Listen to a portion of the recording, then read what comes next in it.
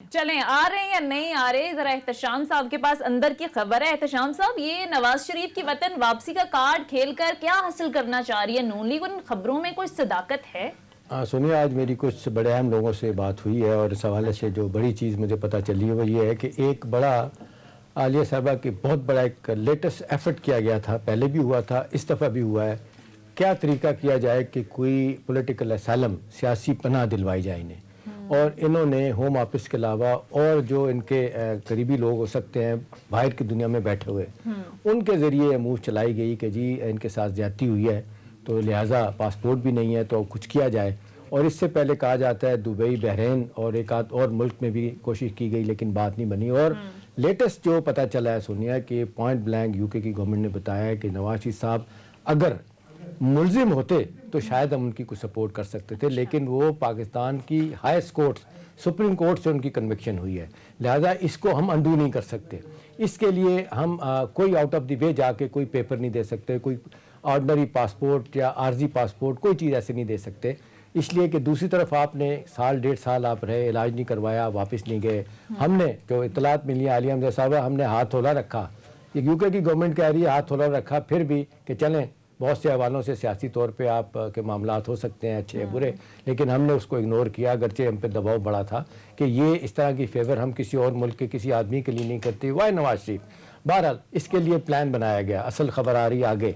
एक प्लान बनाया गया, दो चीज़ें लाई गई। एक बहुत दिनों से चल रहा था कि राना शमीम साहब को कैसे लॉन्च किया जाएगा, ये चार्ल्स गैथरी साहब को कैसे यूज़ किया जाएगा। अभी उस कंट्रोवर्सी में नहीं हम जाते कि जी ये किस जगह पे बात हुई थी। नवाज शरीफ साहब के साहबजादे जो हैं वहाँ पे मार्बल आर्च के उनके ऑफिस में ये हुआ। कुछ लोग तो इरफान हाशमी कहते हैं कि जी चार्ल्स गुथरी के अलावा कुछ और लोग थे। जियो के नुमाइंदे वहाँ जो बैठे हुए कहते हैं, चार्ल्स गुथरी कहते हैं कि नहीं मेरे अलावा वहाँ कोई नहीं था। बहरहाल वो एक प्लान किया गया, लेकिन जिस तरीके से बैकफायर हुई दोनों चीज़ें, और यहाँ पे एक अपने जस्टिस हमारे अतर मतीनुल्लाह साहब ने कन्फ्रंट किया, वो मामला भी उनका ख़राब हो गया। फिर दूसरा भरपूर एफर्ट किया गया कि जब गए अयाज सादिक साहब वहाँ पे गए और आने के बाद उन्होंने कहा सोनिया कि जी नवाज शरीफ साहब जनवरी में आ रहे हैं, तो ये होने वाला है। और माजरत के साथ आलिया हमजा साहब, अगर प्राइम मिनिस्टर साहब ये बयान मेरी नज़र में ना देते, जो उन्होंने बयान दिया इसको उन्होंने कैश करवाया कि जी देखें प्राइम मिनिस्टर साहब कहते हैं कि एक कॉन्विक्ट आदमी को लाने की कोशिश की जा रही है, देखिए अगर आपने यही करना है तो फिर आप तो जेलों के दरवाजे खोल दें, सब लोग चले जाएं। मेरा ख्याल है ये एक बैड टेस्ट था, इसकी वजह से मामला थोड़ा सा गड़बड़ हुआ। फिर मैंने अस्करी ज़राए से सोनिया बात की, मैंने उनसे पूछा, मैंने कहा जी ये क्या कहा जा रहा है, आपने हाथ उठा लिया, आप न्यूट्रल हो गए, ये क्या चीज़ें। उन्होंने कहा जी हमारा सबको पता है, हम भी एक स्टेक होल्डर हैं, हम पहले सबसे पाकिस्तान की बात कर रहे होते हैं, कोई भी हुकूमत हो, ठीक है। IGI हमने बनाई, फिर IGI को हमने फारिग किया, फिर पीपल्स पार्टी को लेके आए या हमने सपोर्ट किया, फिर पीपल्स पार्टी गई, उसके बाद नवाज शरीफ को लेके आए। मकसद और महवर जो होता है मुल्क होता है, मुल्क को लेके जाना चाहिए आगे, किस तरह लेके जाना चाहिए। वो कहते हैं जी ये ISI चीफ के मसले पे जो थोड़ा सा एक तनाव पैदा हुआ तो अपनी जगह था। वो एक कहते हैं कि हो सकता है किसी स्टेज पे भी आपका दारों के साथ कोई गलतफहमी हो सकती है, लेकिन वो कहते हैं कि हमने वो चैप्टर गुजार दिया। अगर अब कोई समझता है कि जी इनके कोई अगर छोटे मोटे इख्तलाफात से फ़ायदा उठा के इमरान साहब की हुकूमत की छुट्टी की जा सकती है, कोई ऐसा तरीका किया जा सकता है। अभी सारे इस पराए में नो कॉन्फिडेंस फिर की बात की गई, फिर इन हाउस तब्दीली की बात की गई।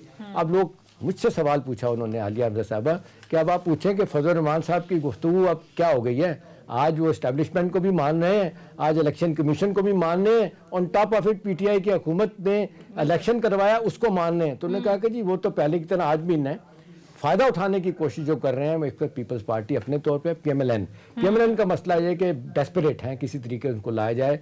माजरत के साथ भवन साहब जो हैं, जो सुप्रीम कोर्ट के बने नए सदर, वो एक एफर्ट कर रहे हैं कि जी एक अपील लाई जाए नए सिरे से, किस तरीके से। लेकिन लोग एतराज़ हसन साहब भी कहते हैं कि इतना आसान काम नहीं कि इसको अंडू किया जाए। अब सवाल इस वक्त यही है कि ये सियासी हलचल जो पैदा की जा रही है सोनिया, ये कहते हैं कि पैदा की गई है और लफ्ज़ यूज़ किया गया कि बैकफायर हो गई है, थोड़ी सी रह गई है। हाँ, ये शिकवा गिला अपनी जगह है कि PTI के लोगों को सोच के बात करनी चाहिए। हर बंदा स्पोक्समैन बन के जब बात करेगा उससे कन्फ्यूजन पैदा होगा। आज शेख रशीद साहबा, आलिया साहबा, अगर उनका ये कहना कि जी हमारे सर पे आज भी स्टैब्लिशमेंट का हाथ है, इट हाँ। Didn't go well with them. बिल्कुल। वो कहते हैं इस तरह के बयान दे के क्या आप साबित करना चाहते हैं कि जी हमर बाग को उंगली पकड़ के चलाना सिखा आप रहे हैं। उल्टा फायदा पहुंचा रहे हैं जो है वो कहते हैं कि मौलाना मुखालिफ फजल रहमान पार्टी। साहब का ये पहली दफा इस इलेक्शन को मान लेना, ये बात साबित हो गई है कि पहला इलेक्शन भी ठीक था। पहले वक्त जो 2018 का पीटीआई का जीत के आई है, हमने उस सबकी कोई सपोर्ट नहीं किया था। हाँ, प्री पोल लीगिंग सब जगहों पे होती है, वो आज से नहीं है। 70 से लेके अब तक 10 इलेक्शन हुए हैं, 10 से 15 हज़ार वोट हर बंदे ने बिल्कुल। बना के जाली रखे होते हैं, जो गुजर के लोग दुनिया से चले गए हैं, बाहर सही। बैठे, वो तो होता है। लेकिन सारे मामले में जो कहा जा रहा था कि एक सियासी फायदा उठा के नवाज शरीफ साहब की वापसी का प्लान किया जाएगा, फॉर द टाइम बिंग वो फिजल आउट हो गया। फिजल आउट हो गया। अच्छा आलिया हमजा साहबा, ये अभी जो एहतशाम साहब ने भी बात की और हमने देखा कि ये ऑडियो वीडियो जो सामने आई, फिर ये एफिडेविट का मामला, ये तो सब बैकफायर हो गया। नून लीग जो है वो बुरी तरह से एक्सपोज भी हो गई। अब ये जो नया बयानिया बनाया जा रहा है कि नवाज शरीफ साहब वापस आ रहे हैं, महज ये अफवाहें हैं, खबर के मुताबिक ये बताया जा रहा है कि अभी जिस तरह से एहतशाम साहब ने भी बात की कि इसमें कोई हकीकत नहीं है, लेकिन आपको नहीं लगता कि आपके जो तर्जुमान है खुद प्राइम मिनिस्टर इस तरह के बयान देकर तकवीयत दे रहे हैं कि वाकई नवाज शरीफ आ रहे हैं या वाकई कोई बड़ा सियासी धमाका होने जा रहा है? प्राइम मिनिस्टर कहते हैं कि एक कन्विक्टेड आदमी को बाहर से लाने की कोशिशें की जा रही हैं, रास्ता बनाया जा रहा है। ये तो फिर तकवीयत दे रहा है नून लीग के उस बयानिए को।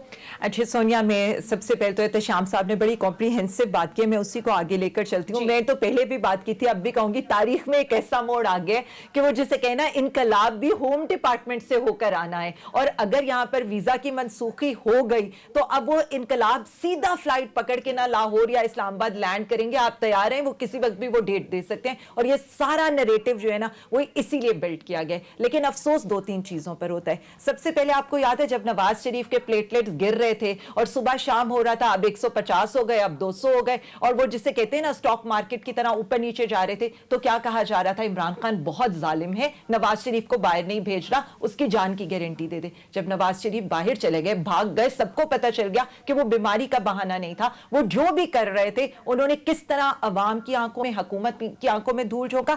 अब वही लोग ये कह रहे हैं कि जी वो स्क्रिप्ट तैयार हो गया है और वो डील करके वापस आ रहे हैं। और मतलब फखरिया अंदाज में वही पीएमएलएन जो वोट को इज्जत देती थी वो इन चीजों के ऊपर करिए। कल से आपने किसी एक की भी स्टेटमेंट ये सुनी है कि राना शमीम के एफिडेविट के ऊपर जो वो नोटराइज हुआ है, कोई पीएमएलएन के किसी लीडर ने भी आगे आकर उसको डिनाई तक नहीं किया है। वही बात है, मुर्तजा शाह जो हैं वो उसके अगेंस्ट बातें करने में मसरूफ है। मैं यहां पर बात, हमने सिर्फ एक अहमद नूरानी को भी यहां पर लाया गया, अहमद नूरानी की भी ऑडियो वीडियो का जिस तरह से फ्रेंसिक हमारे मीडिया को, हम जब कहते हैं ना ये मीडिया ने ही क्या उसका फ्रेंसिक कराया और मीडिया ने ही उसको जिस तरह से उस ऑडियो वीडियो का जैसे कहते हैं पोस्टमार्टम करके उनको एक्सपोज किया, तो ये सारी चीजें वन बाय वन करके टाइमिंग्स देखकर 19 नवंबर के बाद जब उनकी वीजा अप्लाई करना था, तो अवाम अब बहुत समझदार है। ये ना 90s का दौर है जब एक अखबार होता था, अवाम को हर बात याद है।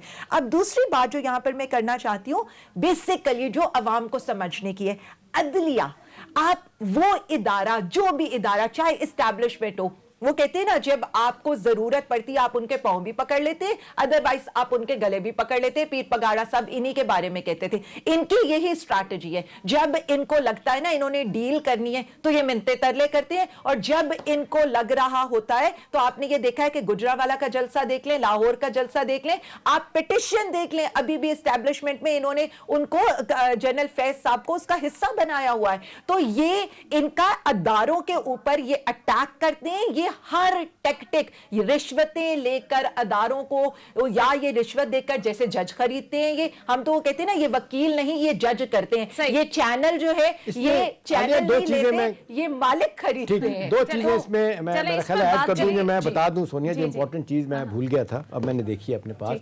ये जो एहसन बोन साहब की जो अब अपील तैयार की जा रही है कि दाखिल की जाएगी कि रिव्यू किया जाए, नवाज शरीफ साहब का जो फैसला था, उनको सजा दी गई थी, ताउमर का नाहली करार दी गई थी, उनकी कहा जा रहा है कि इसमें कमी बेशी की जाए। एक अब इस हवाले से एक ये कहा गया, मुझे जो बताया गया कि जी नवाज शरीफ साहब किसी सूरत में पाकिस्तान नहीं आएंगे जब तक के इलेक्शन अनाउंस नहीं हो जाएंगे।